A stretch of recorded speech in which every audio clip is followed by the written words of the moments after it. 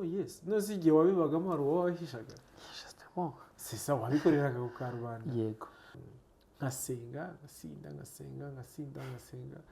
abantu benshi ahangaha hano muri Kigali cyangwa se mu Rwanda tujye dufata rehab nk'ahantu habi umuntu bamutwaye hano kumuvuza hariya batera ibishinge n'izo story twumva batera ibishinge hariya babakubita abantu even no mu filime tuba tubona ibishinge umuntu bamuziritse n'abantu batazi ubuzima bwa rehab mu by'ukuri reality irimo udustory turiyo cyangwa se donc dushaka kugira ngo duhe ishusho hano ukuntu haba hameze abantu bazi ko abarokorera abantu twavangiwe cyangwa se abantu bamenye Kristo bazi ko abantu twavangiwe bya ni nkubwira ngo misinformation exactly umva ngo twavangiwe ngo tuba bro muzaze mu testing kuno mwami just test ni iki cyakugoye kwemera ku buzima bwawe ariko waje kugenda wemera buhoro buhoro yego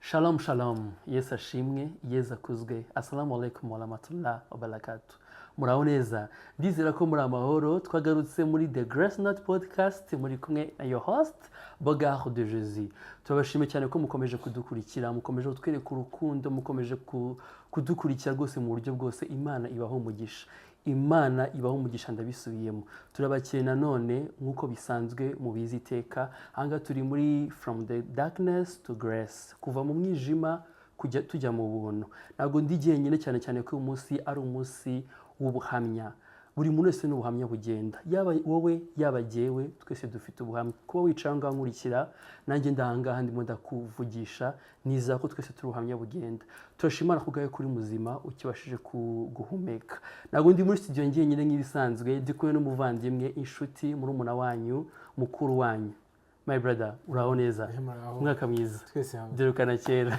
ndakwakiriye muri studio zacu za The Grace Note Podcast turifuza yuko wibwira abantu batakuzi nitwa Nshuti William Richard yego akaba mvuka mu muryango w'ababyeyi babiri bose bagihari bafite barumuna banjye na mushiki wanjye yego turakwishimiye cyane amazina so yavuze cyangwa ariko niki ne wanyita nyine ni Billy okay actually abantu benshi bakuze uragiye no ndakubita cyane ntabwo ndi nyibuka Billy turakwakiriye wumve kuri mu rugo bana wumve kuri mu rugo kabisa turakwakiriye Billy Imana yamukoreye ibintu bikomeye cyane njye wamye ndabuzi mbuza ari burebure cyane ashaka kutabukugezaho bwose ariko ni burebure kandi kubuze kuza kubwumva burimo impanuro nyinshi ndetse birimo n'amashimwe menshi Imana yamukoreye ibikomeye ni umujene ukiri mutoya ni umujene ukunda Imana ubu ngubu ni umujene ufite ubuhamya bwiza bwafasha urubyiruko ndetse n'abakuze abanyarwanda bose muri rusange Billy hari ahantu Imana yagukuye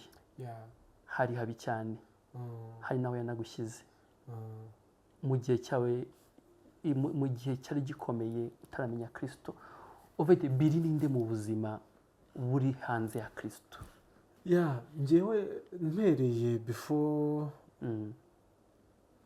navuga ngo itangiriro ryo kubaho kwanjye navukiye mu muryango usenga ufite ababyeyi babiri basenga kandi bubaha Imana even na famille bari babizi bazi neza nyine famille yo kwa papa kwa mama bari bazi ko ari abantu basenga mvukiye muri uwo muryango yego ariko for a certain period haje kubaho some changement ngira ibibazo nagize ikibazo cya alcoholism cy'ubusinzi bukabije niko mu Kinyarwanda navuga ko bari ko babyita yego gite abantu rero mu Rwanda bazi ko icyo atari ikibazo abanyarwanda ntabwo bazi ko ari ikibazo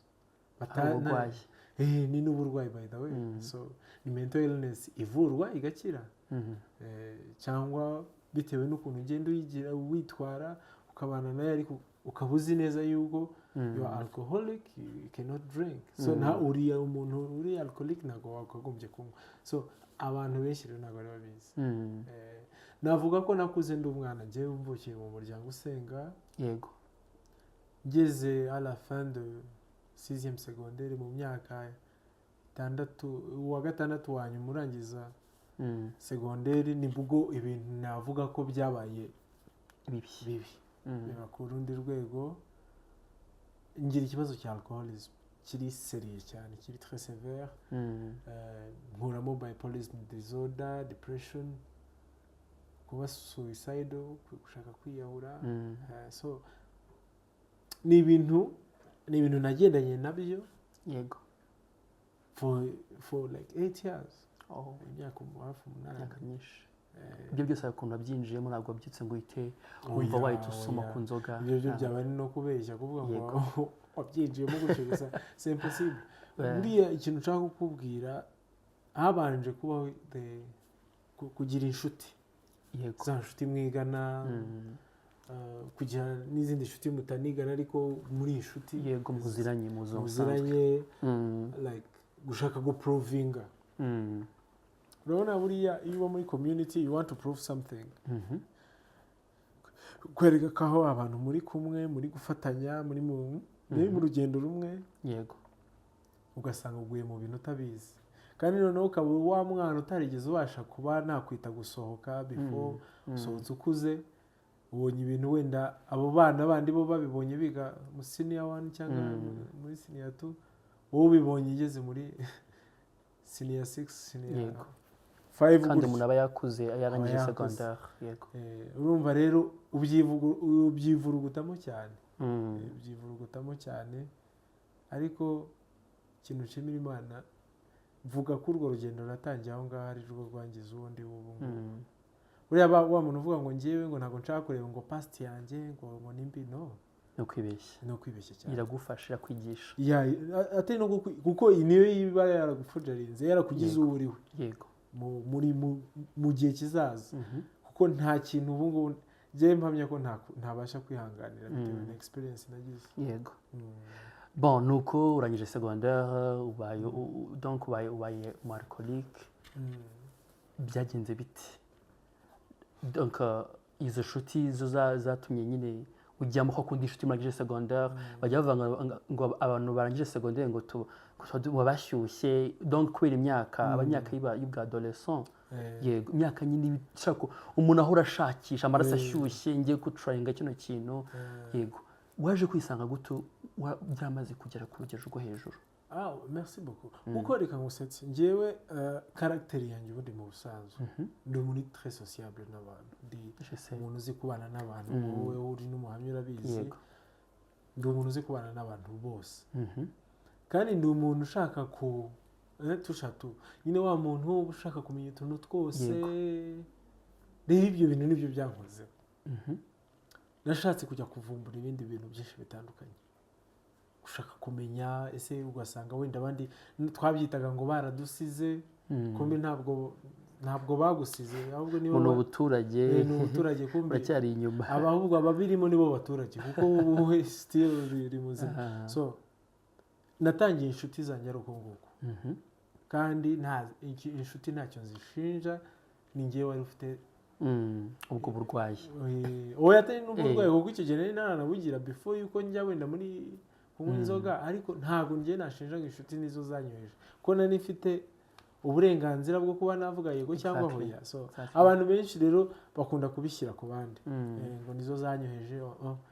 Njyewe nabigoyemo kubera kompanyi nagiraga, mbijyamo cyane, bikuramo n'ikibazo cya alcoholism. Yego ariko ikintu kimira Imana muri ubwo buzima naciyemo bwa alcoholism, nabonyemo inshuti nyazo, nabonye inshuti nzima. Mbona bambeshyaga ko ari inshuti, ko bamwe mbona ko batari inshuti, bari babandi twita the friends of benefits, bagukunda kuko ari ibyo ufite, yego ari cyo bashaka kubaha. Aida bagukunda kuko uva mu muryango muzima, cyangwa kuko wenda muhujwe n'akazi, cyangwa muhujwe certain activity. Izo nshuti ndazimenya. Ikindi buriya abana tuzajya abana tuvuka mu miryango tutajya tumenya, sinari nzi ahantu urukundo rw'umubyeyi rwagera. Urukundo rw'umubyeyi twebwe uzi ko umubyeyi agukunda iki n'iki, ariko nageze kuri extent abantu bose bamwe banshiraho, nkabona ko abasitikinze hari umubyeyi ari wunguye inyuma more than anyone. Imana ikaniyohereza n'inshuti nyazo, yohereza inshuti nyazo zansapotinze muri ubwo buzima, zambaye hafi. Ibyo bintu byampaye isomo ryiza cyane mu buzima. Navuga ko ubu ngubu gutanga ubuhamya, gutanga testimony, hari umuntu ugenda ngo ugiye hariya ugiye kubivuga, no yes, no si igihe wabibagamo hari uwo wahishaga, si sawa, wabikoreraga ku karubanda. Yego. So ikintu ngiye nshaka kubabwira, alcoholism mu Rwanda ntabwo abantu baramenya ko ari ikibazo. Inzoga ni ya tuzi ko ari ukwenjoyinga, enjoy. Inzoga ni isabana, inzoga ni y'abagabo, ni y'abagabo. Na imagine toi ikintu drug, ubundi ni drogue, ariko ngo ni y'abagabo. So urumva ni isaba umugeni nigira gute, ariko ibyo byose njye nagize ibyo bibazo abantu babimenya nyuma ko ari ikibazo maze 8 years. You understand? Urumva ko ni ikibazo giteye ubwoba. Yego. Nabakubonaga numva ko ari ikibazo, numvaga yuko abenshi bo babyitaga n'umuje n'abandi arimo aranywa, arimo arayinjoyinga. Abenshi noneho bagira n'urugomo ngo n'abana bo mu bakire bahaze bagize gutya na gutya. Ntabwo urumva umuntu akakuvugaho ibibi, abantu bakunda kuvuga ibibi. Ariko byaje kugera ahantu, hari inshuti nagize, inshuti ubu ngubu ni inshuti cyane, ni wa muntu ikintu cyose ideas nagira namugisha inama. Inshuti nagize yari umuturanyi wanjye, ariko mbere yari umuturanyi of course. Yego. Tuganira duhura, ariko nta bindi bintu bizamo birebire. Ariko niwe muntu navuga ko wambaye hafi muri icyo kibazo. Wambaye hafi gute? Ofete njyewe yaje kumenya, urumva iyo usinda muri quartier biramenyekana cyane, aza kubimenya, umwana wo kwa runaka musinzi, aza kubimenya, akajya ntwara gusenga ku ngufu. Ntabwo yazaga ngo ngwire ngo utware ku ngufu, ariko yazaga nkabikora kubera kubaha, nkamwimwubahira. Tukajyana gusenga, twamara kujyana gusenga tukagaruka, nkasubira muri bwa buzima gutyo gutyo.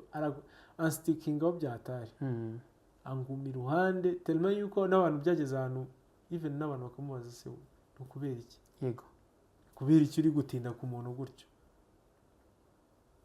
We abikora mu buryo ntazi nanjye ntumva n'ubumva. Yego.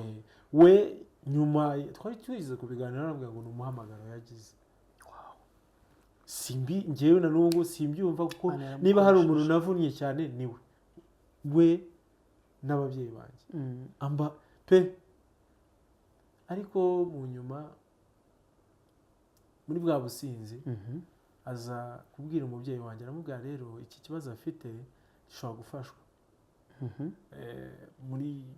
Hano muri Kigali hari ibitaro bitandukanye bifasha abo bantu, ama rehabilitation center atandukanye. Anyandikisha kuri rehabilitation center imwe, ndagenda ntangira kwivuza. Yego. Kwivuza jewe nagezeyo mfite icyo kibazo cya alcoholism. Yego. Ariko mu kuhagera hari abaganga rwose, nta nubwo ari n'abaganga, hari ibitaro bitagira serivisi nziza. Je nabyita yuko barashaka kugira gusaba abone amafaranga, then ukomeze uri aho ngaho umuvinga, ubwo bayarya tu uko hatinda ni kupeyinga. Noneho njyewe ntangira kujya njyayo gufata imiti ya alcoholism. Iyo miti nkayifata, ariko iza kungiraho ikibazo gikomeye cyane. Hari imiti kandi ariyo yari kukuvura, ariyo yari kumvura. Ofete bampaye imiti iyo umuntu uri muri deja umaze kugera kuri stage nziza yo kuba yararetse inzoga, kandi njyewe atari byo. Donc numvise neza bari kuguha imiti iri kuri stage uriho. Voilà. We rero mpereza imiti itari kuri stage utarageraho, baguha imiti. So yari imereye nabi, yari inyishe. Ariko ubwo muri ubwo businzi man bona jewe narayinyweye, yari inteye ikibazo gikomeye. Rumvikana. There are some testimonies z'abantu banzi twari twicanye mu kabari, nkojeje inzoga mu kanwa, ndafeintinga, ibintu nk'ibyo ngibyo. Ariko ubwo ngubwo nibwo ikintu cy'Imana cyatangiye kuza. Mbonye buriya hari ahantu ugera ubuzima bwakora ko bugiye kurangira. Nawe undi muntu yibuka usibye uvuga ngo Imana wamfashije. Noneho njye ntangira kujya nsinda, ariko mu gusinda kwanjye nkasenga nataha nasinze nkasenga Imana nkarira biri seriye nasinze ndi gusenga ababyeyi bakansengera nataha nasinze nkabwira umubyeyi nkamukansengera ariko abantu bo kubibona hari umuntu wavuga ko ni uburyo ki bwo gushaka gukamufura amakosa nakoze ariko Imana ifite uburyo ki ikora Imana ifite inzira zayo ariko abana b'abantu twe twibaza ko inzira zacu arizo z'Imana kandi abana b'abantu twihutira kujajinga kandi cyane ni naho handi wasanze Yesu bamushyize hariya na Barabasi icyo gisambo ngo turekure nde ngo nimurekure Barabasi kandi batazi ko bari kubamba umwana w'Imana so ibyo bintu bibaho ngiye mbona ngeze kuri extend ntangira kujya nsenga nanjye njya ariko mu businzi bwanjye nasinze nkumva indirimbo ukunda kuririmba gospel ngo yibutse imbabazi ze yibutse muraba voilà Aime itwaye Aime w'Imana yego bati ko u Rwanda rufite iriya ndirimbo nkataha nkayumva navuga ko iri muri the process yo gukira kwanjye nkasenga nibyo ngiye warabyibukaga baga watashye wasinze ukabyibuka kuvuga ati ubwo byabaga mu gihe natashye nibuze ndi muzima ariko nabyitamo gatoya utanyweye nyinshi nta nyinshi zibaho muri alcoholism bivuga ngo nyikika wenda nyigifite ubwenge nyinshi ariko zibaho nase umuntu anywa icupa rimwe arangana n'uwanywa amacupa 10 of course biratandukanye ahubwo noneho ikintu cyabayeho ni iki nza kugira urabona ngewe iyo umuntu yasinze ashobora guteza umutekano muke ashobora kubana n'abantu muri society biba bigorana kuvuga nabi kugira gute n'umubyeyi nawe bimugera ahantu ati no ngewe ndashaka kumvira hano umvire hano ngewe ntacyo nawe umubyeyi avuga ibyo bintu biba byamurenze nawe urumva ibintu byari bibaye like 8 years imyaka myinshi cyane avuga no tu dois quitter la maison ndangije ariko aho umukuzine wanjye Imana ijyemo umugisha amba hafi pe niyo nkubwira ngo hari abantu Imana yohereza wowe utakekaga utatekerezaga bakaba bahari umukuzine wanjye abwira muzehe aramubwira rero ukuntu bimeze ngewe mwumva mumewe mumarire ngewe I'm going to do something ngewe niko nakwita process yo guhinduka yego amba hafi man turakorana ku rwego rwiza cyane turakorana muri alcoholism yanjye ntangira kugabanya ntangira kugira gute nibwo bwa nyuma bijya kurangira navuga ko urugendo rwo kuba muri darkness rujya kurangira ariko nyine ngiye naranasengaga of course ariko rujya kurangira ngiye naravuze ati ndabona ubuzima nta bukomeza handi I was like tired nkubwira numva ese wava mu nzira ubundi ndi kumara iki numva extent wa wagezeho yo kumva ese abantu nkunda ndabababaza society ntishaka ntinyeneye ugakubita imitwe hirya no hino ukavuga ati nta kindi cyizere nzongera kubona mu buzima ukumva nyine iyo rero niyo failure ya mbere ibaho ubundi aho iyo wageze kuri iyo extent nibwo ubundi wakagombye kujya ku mavi ugasenga yewe nabyo nakoraga nkasengamo rimwe beshya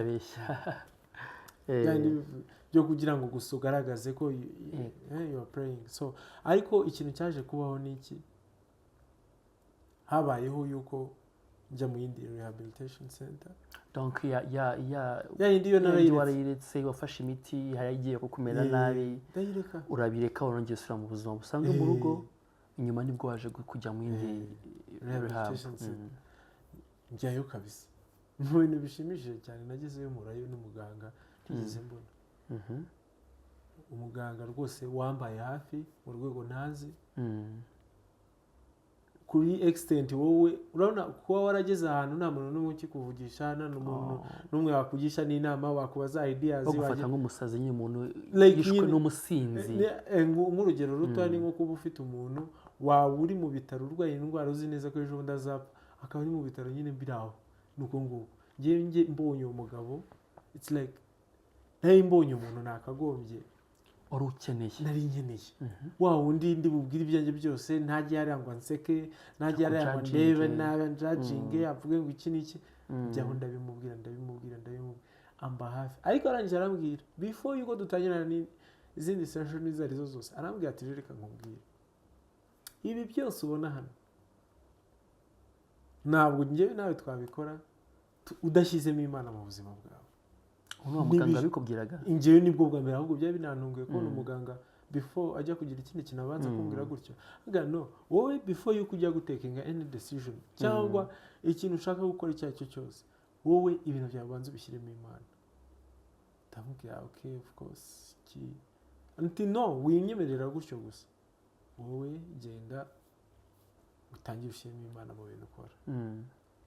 Ewana nkabyuka nkasenga ntangira kwitoza nyine warambwira ati tangira witoze kuba nomo person some ijambo ry'Imana ugire gute aramfasha amba hafi reka nkubwire gaye sinzi ukuntu nabikubwira amba hafi kuri rwa rwego ni wa muntu sinzi niba byari bwakubeho ukaba ufite nk'umuntu uzi kuri bubwire ikintu icyo ari cyo cyose ntagutera ibuye ego ahubwo akakubwira ati wenda ahangaha wakosheje uri kubigenza gutya ariko bikarangirira aho nta zindi judgment ari bugire.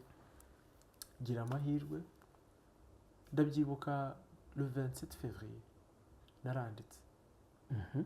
naranditse ndavuga ati urabona ngo nimujya kuryama numva ikintu cyamfashe nambwiye ati ubundi nari nsanzwe nandika every day umunsi ngira diary na nubwo nandikamo umunsi ukuntu waba wagenze iki n'iki ndabona rero ngiye kwandika diary like habitude umuntu aba afite yego nk'ibisanzwe donc naho muri rehab warayitwaye of course kuko niko ngewe nyine ni ibintu menyereye niko meze tu ni ibintu navuga ko ababyeyi bagiye badutoza gukunda gusoma kwandika ugasanga rero ni ibintu byakugiyemo naho twize bakabikwigisha yego bakabikwigisha kubavuga ngo kwandika utuntu wawuciyemo diary ibintu nk'ibyo ngibyo. Uno ni ikintu cyabaye niki nagiye ngiye kwandika uwo munsi nyine nk'uko byari bisanzwe indi minsi yose buri kintu nandika ikintu kiramfasha kandi wandikaga kuva mu gatondo nabyutse nakoze iki nagiye nariya uwo munsi birabura ikintu cyawe nandika ko kuva uyu munsi 27 sinzongera kunywa inzoga.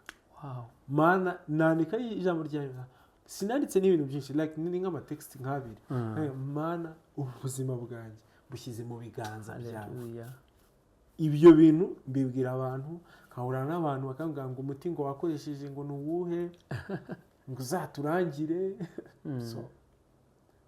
kandi umuti nta wundi ni Imana wanyweye Kristo. Kuva icyo gihe byose bihagarara ariko aho ngaho twabaga like habaga ama groupe de prière atandukanye tugahura aho i Butare ibyo bita Alcoholics Anonymous tugahura tukaganira tukicara iki niki noneho ngenza kugira ubwoba ibintu byose numva byaragiye ariko ngiye gutaha afite ubwoba n'abasi bizagenda bite wumva ufite ubwoba yuko ushaka kuzongera gusubira muri bwa buzima yego kandi bisa nkaho none wakize ariko ndakubwiza ukuri naratashye ukuntu byari bitangaje niki naratashye ngo ndi wa wundi nyine nanditse muri Mana ubuzima bwawe mbushyize mu biganza byawe.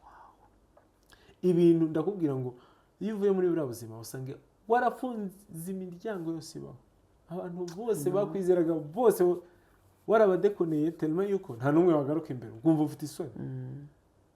Imana ifungura imiryango n'aha hantu umwana w'umuntu yarebaga gutya kuba genda byibuka ko mami wanjye yigeze kumbwira arambwira ati ariko Billy ugira ngiye amahirwe ntarabona mu buzima. Urumva nyine imiryango yose ifunguka ibintu bitangira gukora neza nsubira mu murongo like umuntu muzima even biri professional biri mental biri iki ariko impamvu giye twaje wambwiye kuri kuva muri the darkness ujyaye to the grace. So ikintu ushaka kuvuga ngo ni iki iyo Imana ikora ibintu ntarabona mu buzima ukava mu bintu aribyo bigushepinga kuko nirwo rugamba mvuga ko nagize Imana yambaye hafi. Nyuma bakubonaga mbere bakomeje kubona muri ya sura. Yeah, of course. Iyo ukiza abantu urumva burya umuntu wakoze amabi ntagapfa kubyibagirwa.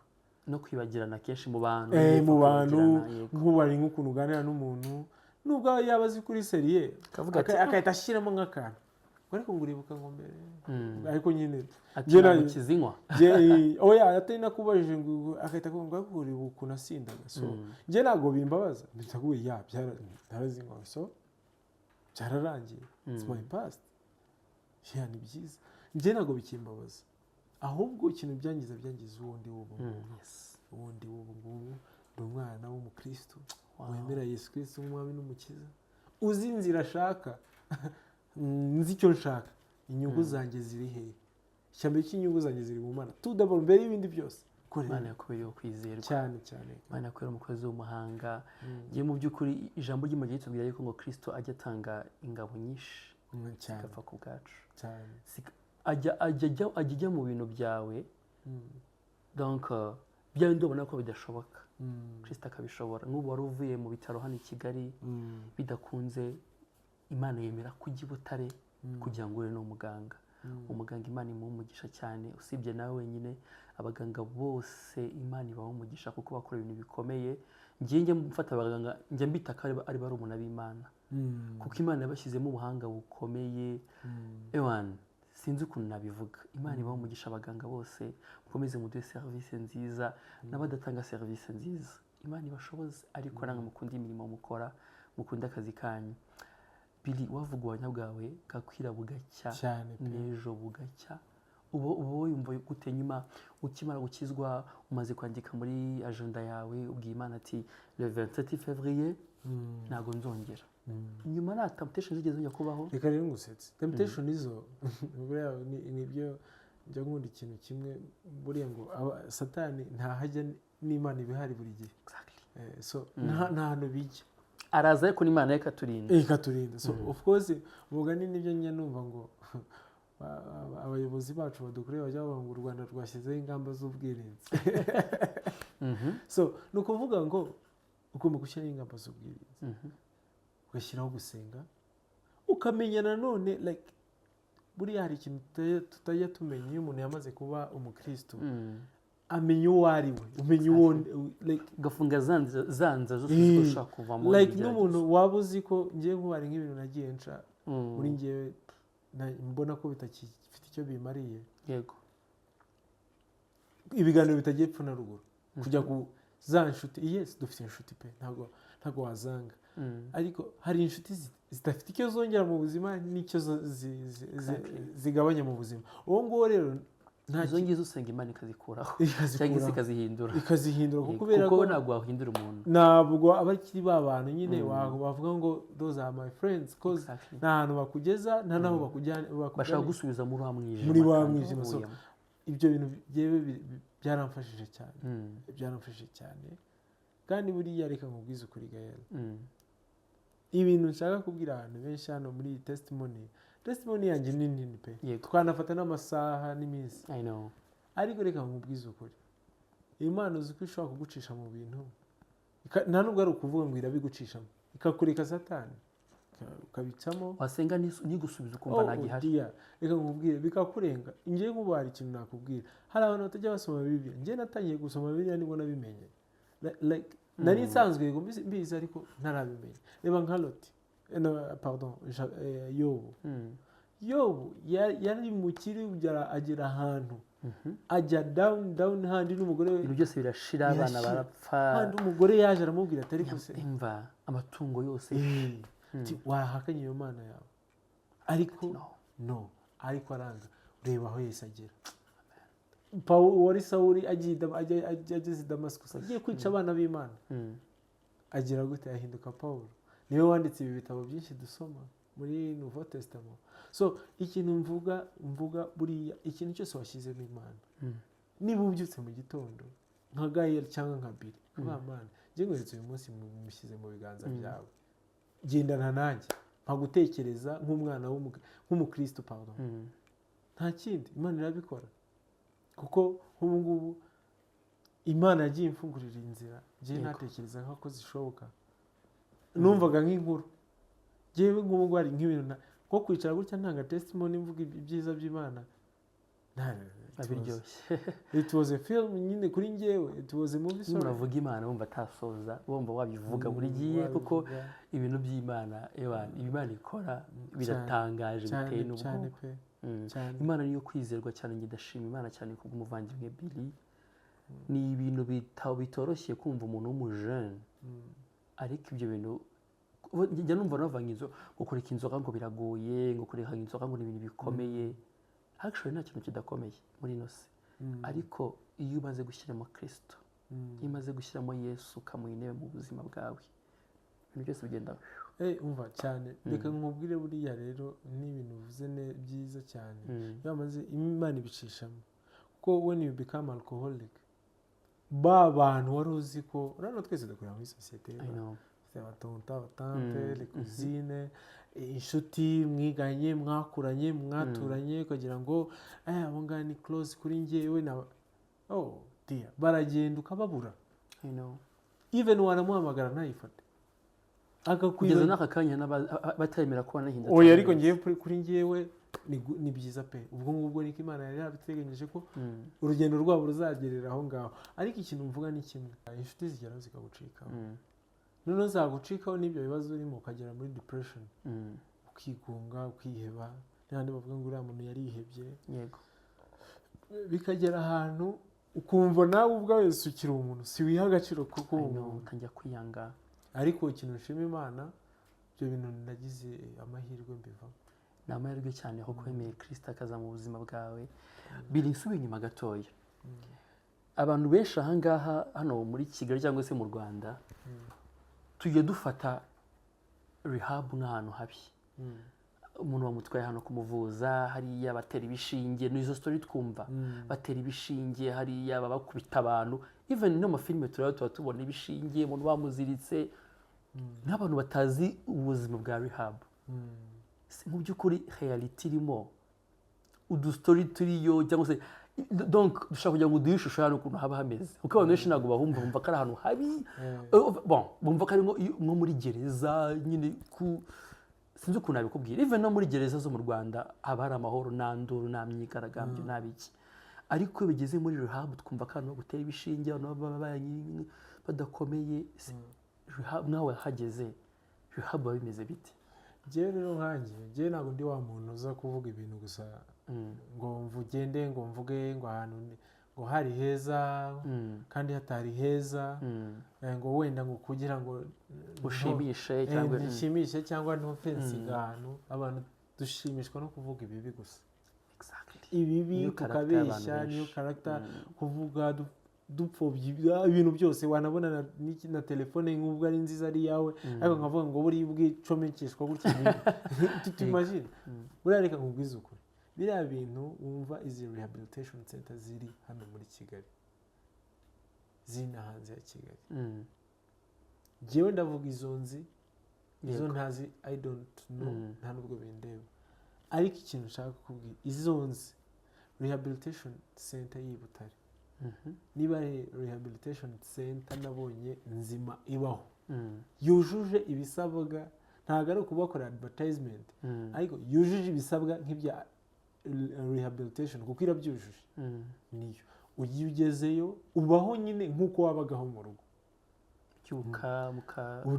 Urya neza, ubaho neza, ufite psychologist wawe, ukagira psychiatrist wawe, doctor ugukurikirana, abanasi every time, urya neza gatatu, ukora siporo uko ubishaka, uganira nawe ufite umeze nk'uwagiye mu internet voilà. Ariko internet yo harimo n'ibindi bintu byo kurya nabi cyangwa kugira gute, ariko rehab yo iratandukanye. Ahubwo n'ikintu bo bakora, niyo mpamvu yitwa rehabilitation. It's like kugusubiza mu buzima buri nomo, kuko cyagiye ntabwo wari umuntu uri nomo. Jewe ndibuka rimwe hari umuyobozi wigeze kudusangamo turi kuganira, yaje kudukoresha inama, aravuga nk'ubu izi ni imbaraga z'igihugu zakagombye kuba zikoreshwa. None se ni ikikumvisha ko nta kibazo cyayo, like ndimo nababwira ati no, njyewe bibyanjye ngiye kuzinga ibyanjye nditaye bayi, kuko hari abo nzi ngewe twari turi kumwe akabyuka mu gitondo bikanga akagenda agahita akabasezera akazinga imyenda yiwe agasohoka akagenda. Ahubwo abantu ntabwo baramenya, abantu byandi ya misinformation, kumenya amakuru uko atari, ngo barakubita, ngo bagutera ibishinge, ngo bagira gute, those are lies. Nyine ntabwo ari ukuri, kwa kundi umuntu yatazi ikintu nyine ashaka kukivuga uko agishaka akakishyambya cyangwa noneho buriya abanyarwanda dufite n'ikintu kitari sawa, ikintu utabasha kuafodinga ukacyita kibi, aho kugira ngo wenda uvuge ati maybe bagashyizeho nyinshi kugira ngo abantu bose babashe kuba bayijyamo, ariko because ntabwo ushoboye kuba wakwafodinga kujya muri rehab ukavuga ngo ni mbi, ngo birirwa ngo abavayo. No, hariyo type ebyiri, hari abafite ibibazo biri mental illness, akaba na toxicomania. Bon, Billy, usibye na Billy, njyewe nanjye nzi abashuti banyu benshi bagiye bahaca bahavuye bameze neza, n'abahanzi maybe sinzi niba mujyamo bumva, yego nibyo abantu benshi bagiye bahaca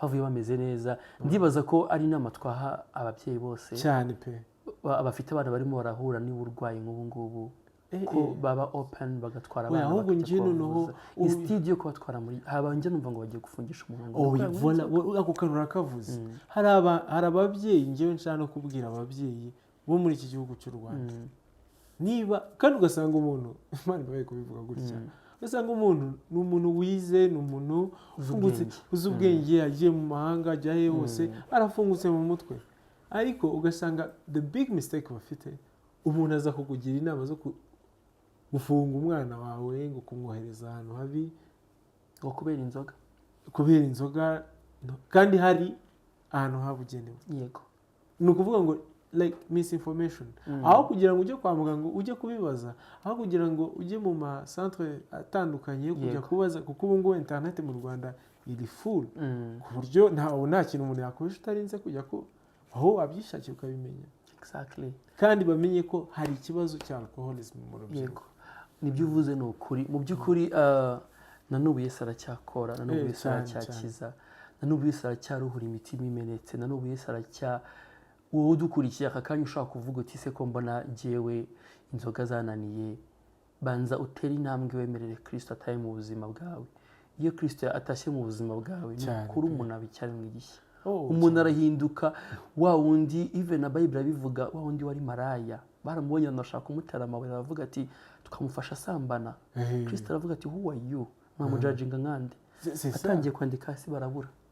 Ntabwo tugomba kujudginga abantu, ahubwo se tubasengere, tubabe hafi, tubageze kwa muganga, tubageze aho bagomba kubavurira. So turashimana cyane ku bwa Billy, ntabwo byari byoroshye, ntabwo byari byoroshye, byari bikomeye cyane, ariko Imana yarahabaye. Ariko se niki twavuga ngo tureke, kuko Imana umukozi umuhanga. Buriya utemerera Imana ngo yinjire mu mubiri wawe, bari kuri Billy wacyagiye imyaka kubirenza 8. Cyane. Kandi noneho reka nkusetse n'ikintu kimwe, abantu bari muri biriya bintu akenshi ntabwo bamenye ko imyaka ntabwo ihagarara. Akenshi ushobora kugarura ubwenge ugeze muri 40s. I know. Kandi muri 40s se ninde wavuga akazi? Hari abana bari kurangiza bafite 21 cyangwa 22 bakeneye kuba bakora ako kazi. Niyo hantu usanga umuntu arabiretse kubera ya westinze imyaka yiwe myinshi, agaruye ubwenge, amazi yararenze inkombe, ugasanga nyine wabaye impfabusa. So ndashima Imana ko agaruye ubwenge. Yego, muri Yobu ibice 28 umurongo wa 28 haratubwira ngo maze ibwira umuntu iti kubaho Uwiteka nibwo bwenge, kandi kuva mu byane ko kujijuka. Nimubaho Uwiteka tuzagira ubwenge, nituva mu byaha tuzajijuka. Biri mugenzi wacu turi kumwe aha ngaha yemeye ko Kristo aba muri we, ava muri bwa buyobe, yemera ko Kristo amubera inzira. Ubu ngubu niyo tuvugana ngaha, benshi mwebwe muramuzi, mwarasangiye, mwahuye muri byinshi bitandukanye, ariko si nawe Imana yagukorera ibitangaza nk'ibyo Imana yamukoreye. Ni umusore ushimwa n'Imana, ameze neza, arakomeye, aranabyibushye. So urumva ni ukuri turashima Imana cyane ku bwawe, turanezerewe cyane ku bwawe, ariko ntabwo dushobora kugenda gutya. Ariko ntabwo ujya wiburira. Ntabwo biragoye. Ntabwo dushobora kugenda gutya utarebye kuri ino kamera ngo utubwirire. Hari umushuti wawe uri hariya ukirimo asitaragoringa n'ibyo bibazo, ukiri mu nzoga byanze edaheri ari bunakure bavuga ati ngese ko byanze ndakora iki, ko n'uwo Yesu muvuga namuzi, ko n'uwo nicyo gitangaza iyo miracle yakubayeho kugira ngo wandike usinye uvuge ati ngewe ndemeje ko atamuzi, ko atazi uwo Kristo, ko atazi inzira, ko adafite uburyo bwo kujya muri ruhambo. Urubyiruko akanya rukurikiye byananiye kureka inzoga, batazi ko inzoga ari uburwayi. Aka kanya babwira iki? Jewe ikintu nabwira abantu, nabwira umuntu, abadukurikiye abajene bose, buriya umuntu agirwa n'ibintu bitatu mu buzima, bitatu. Hari icyo bita, icya mbere cyo ni ukuba uri umuntu wemera Imana kwibaho mu buryo bwawe, waba wemera kumwe, waba wemera kumwe, ariko wemera ko Imana ibaho. Kandi ngiye akandi suggestion yuko wakwemera umwami Yesu Kristo nk'umwami n'umukiza. Ikindi cya kabiri, umuntu agira aho abarizo, agira icyo yemera, ko yemera ko Imana ibaho. Icya kabiri, umuntu agira umuryango. Icya gatatu, umuntu akagira igihugu avamo. Ibyo bintu ubaye utabyujuje ntabwo uri umuntu wuzuye, kuko ni ukuvuga ngo iyo ugiye muri ibyo bintu uba impfabusa muri byose, mu muryango no mu gihugu uvamo cyawe. Iki gihugu cyacu mubona gikeneye urubyiruko rushaka kuba rufite ahantu ruteye rugeze, ku buryo niyo mpamvu batwita Rwanda rw'ejo.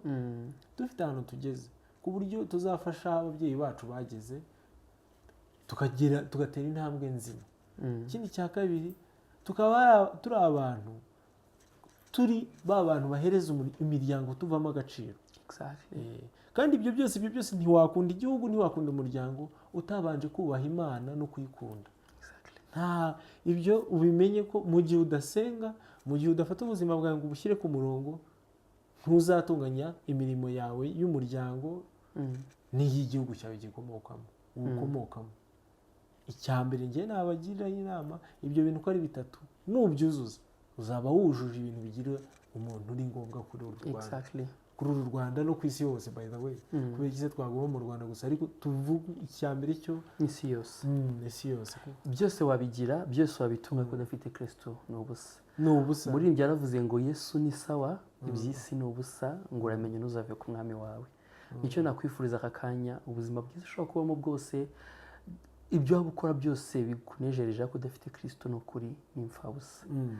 So biri, ndashimana ku bwawe. Njye ni mpamvu nakomeje kumva amashimwe muri jyewe, kuko Imana yagukoresheje. Ntabwo ari ibintu, buriya addiction iyo ari yo yose, kugira ngo umuntu ayivemo bisaba imbaraga zikomeye.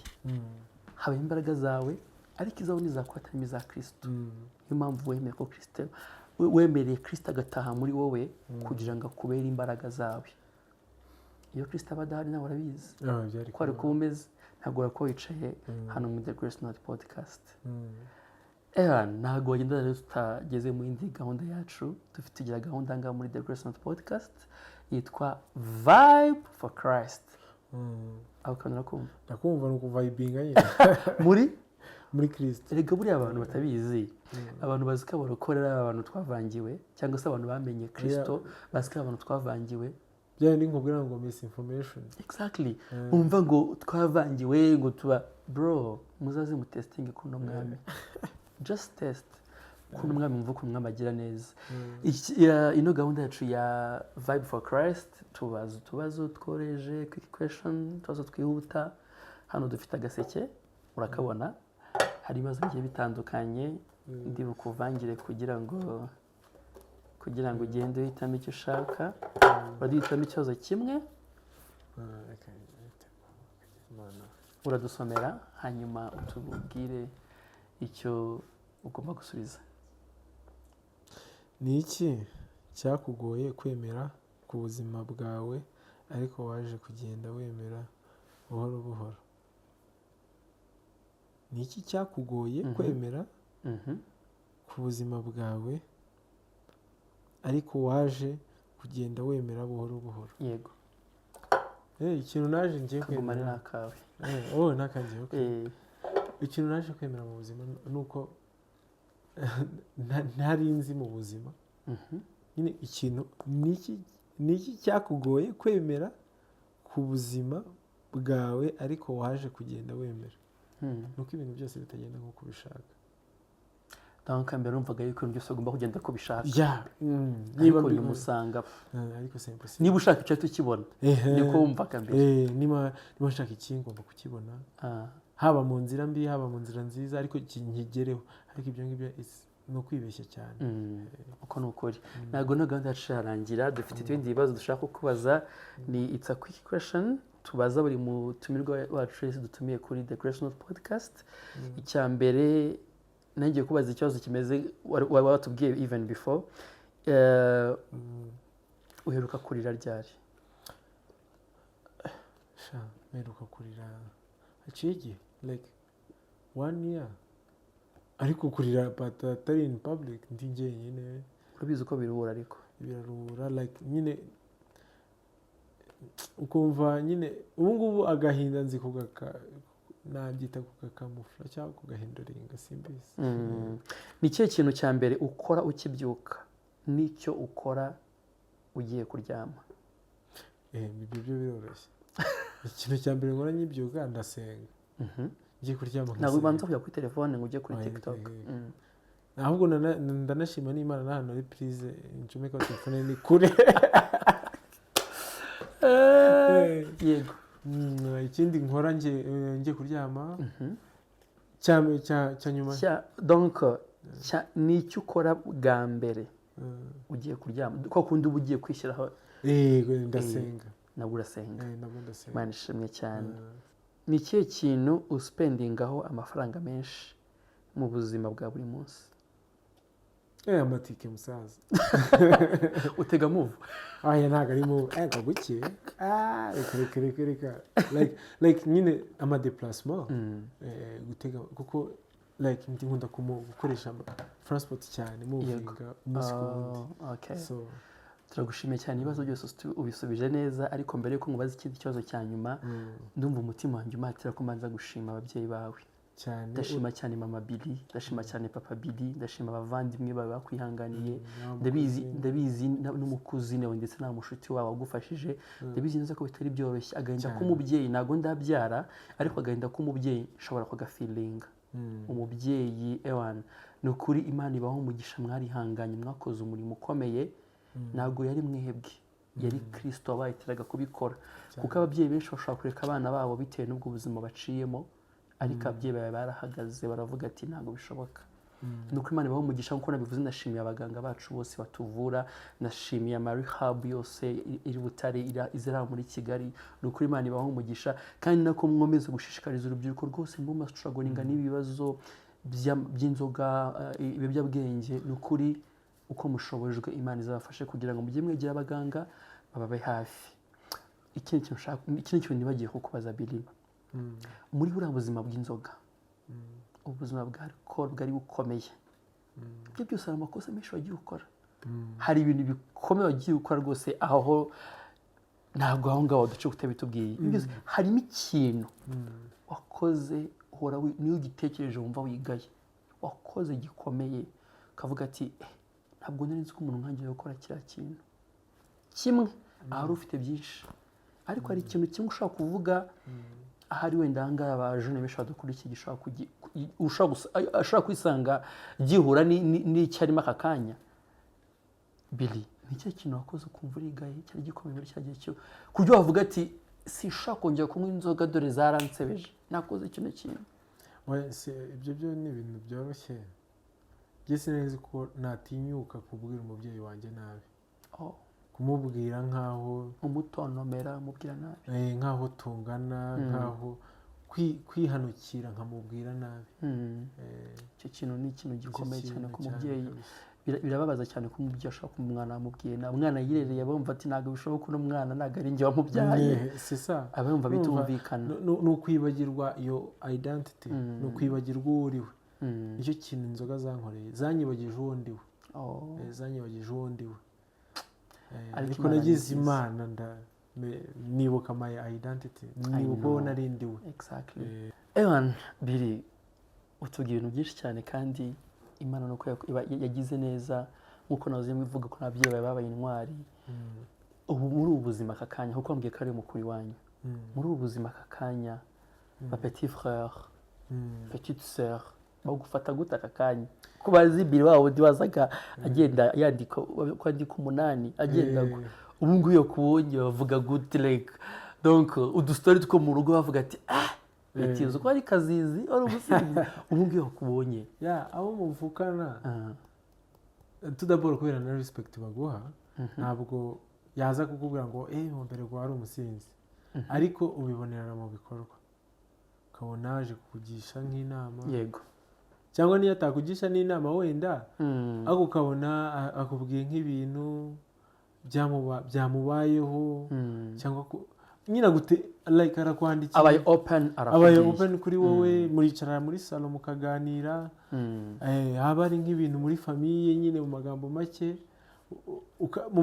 nakubwira ukabona muri famiye like he needs you nyine like aragukeneye nka mukuru we yego ni ukuvuga ngo ya identity nakubwiye kare wongeye uragaruka umwana w'ikirara agarutse mu rugo of course kubikiza abantu batinye no muri Bible biranditse ni ukuvuga ngo wibutse title yawe abo muvukana batangiye kugufata nka mukuru wawe wow bari proud yawe bari proud they are proud akaba yakwandikira akaba yakubaza ese yakugisha inama advice akakubwira ese dukore gutya cyangwa même n'umubyeyi we bitangira kuza before n'ikize kikagaruka n'ikaba cyinshi iyo kintu nshimira Imana ufite namenye uwo narindiwe nta kindi Imana umukozi w'umuhanga bene data nukuri turamutse tuvuze ubuhamya bwa Billy bwakwira bugacya ahari tuzagutumira muri part 2 niba muzatwemerera nta kibazo muzatwemerera so Imana igumugisha cyane turanezerewe cyane ku bwawe dukomeje kwishima ku bwawe